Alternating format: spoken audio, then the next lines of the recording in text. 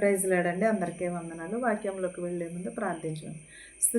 స్థుతులపైన వాక్యం ముందు మీరు నన్ను ప్రభా, మరి వాక్యం ఏమైతే మాట్లాడాలించుకుంటున్నారు ప్రభా, అది మాట్లాడించమని అడుగుతున్నాం ప్రభా. హృదయంలో మార్చమని అడుగుతున్నాం ప్రభా. మాకు మారు మనసును దయచేయమని అడుగుతున్నాం ప్రభా. వినిచిన ప్రతి ఒక్కరికి రక్షణను దయచేయమని అడుగుతున్నాం ఆయన ప్రభా. వినిచిన వారికి చూచిన వారికి ప్రతి ఒక్కరికి రక్షణను మారు మనసును దయచేయమని నా ప్రార్థనని నీ పాదసని చేర్చుకోమని అడుగుతున్నాను తండ్రి. ఆమేన్. ప్రసంగి 12 చూద్దామండి. దుర్దినములు రాకముందే ఇప్పుడు వీటి యందు నాకు సంతోషము లేదని నీవు చెప్పు. సంవత్సరములు రాకముందే తేజస్సునకును సూర్యచంద్ర నక్షత్రములకును చీకటి కమ్మకు ముందే వాన వెలిసిన తరువాత మేఘములు మెరుపులు రాకముందే నీ బాల్య దినములందే నీ సృష్టికర్తను స్మరణకు తెచ్చుకునుము. ఆ దినము ఇంటి కావలివారు వణుకుదురు, బలిష్ఠులు వణుకుదురు, విసురువారు కొంతమంది ఎగుట చేత పని చాలించుకుందురు. కిటికీలలో గుండా చూచువారు కానలేక యుందురు. తిరుగటి రాళ్ళు ధ్వని తగ్గిపోవును, వీధి తలుపులు మూయబడును, పెమ్మట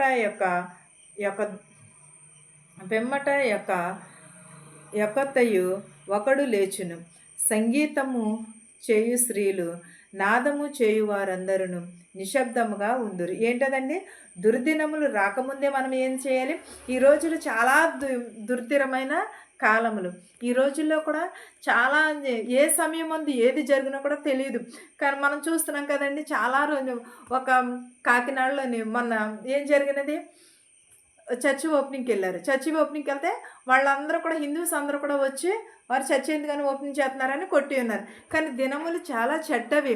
మనం సమయమును పోనీ యొక్క సద్వినియోగం చేసుకుని మారు మనసు పొందాలి.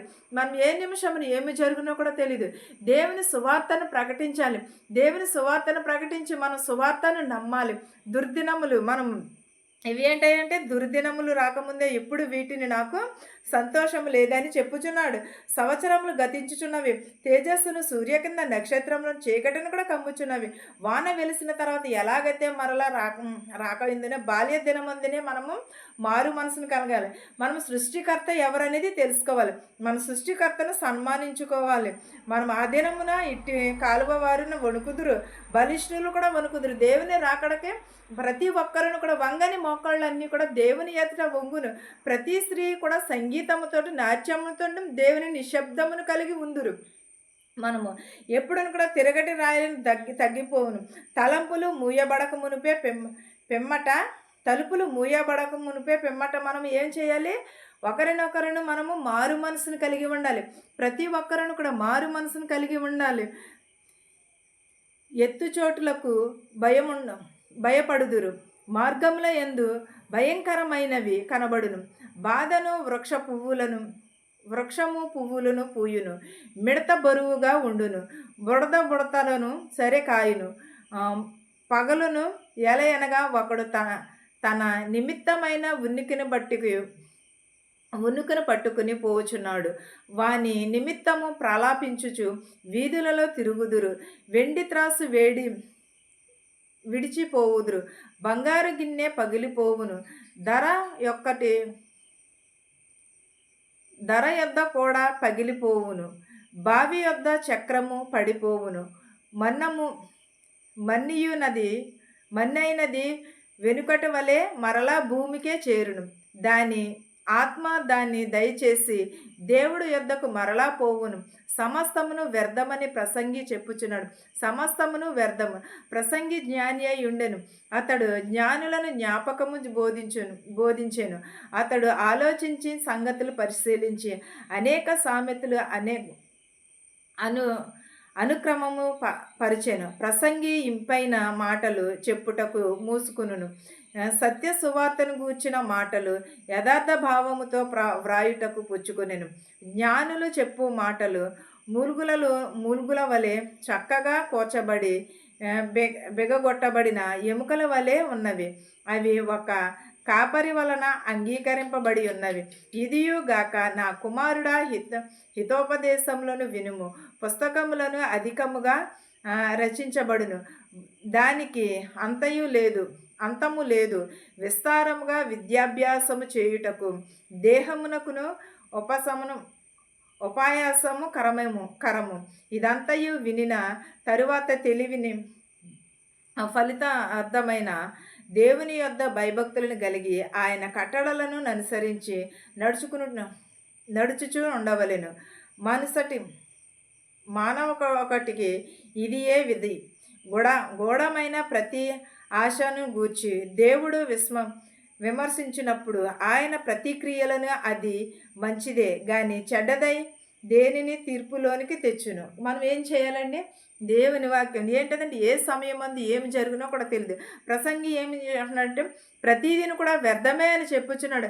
ప్రసంగి జ్ఞాని అయ్యిండు కూడా, తెలివైన వాడు అయ్యిండు కూడా ఏమనంటున్నాడు? ప్రతిదిని కూడా సూర్యుని కింద ప్రతిదిని కూడా వ్యర్థమే అని చెప్పుచున్నాడు. మనము దేవుని రాకడ సమీపించ ఉన్నది.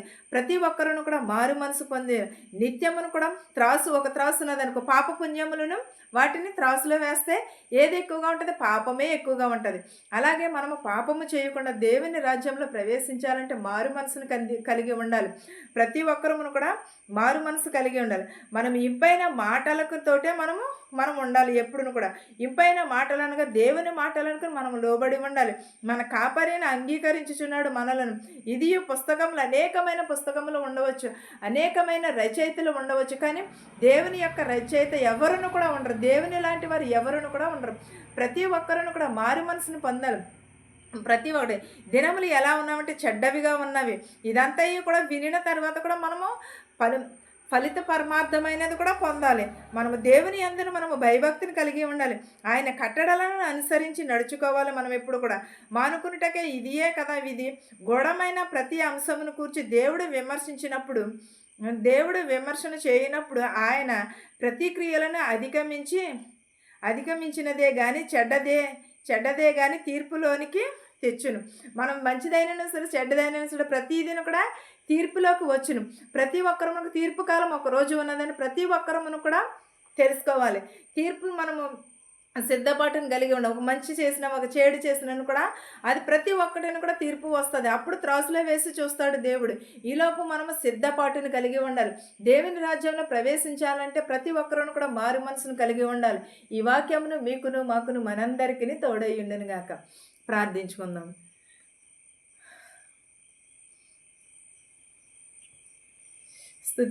స్థుతులపైన ఆశ్రయమైన దేవ, నీకు వందనములు, నీకు స్తోత్రాలు. నేను మా శత్రువుల్ని మిత్రువుల్ని దీవించమని అడుగుచున్నాం ప్రభా. ధనికులనేమి భేదాలనేమి దీవించమని అడుగుచున్నాం ప్రభా.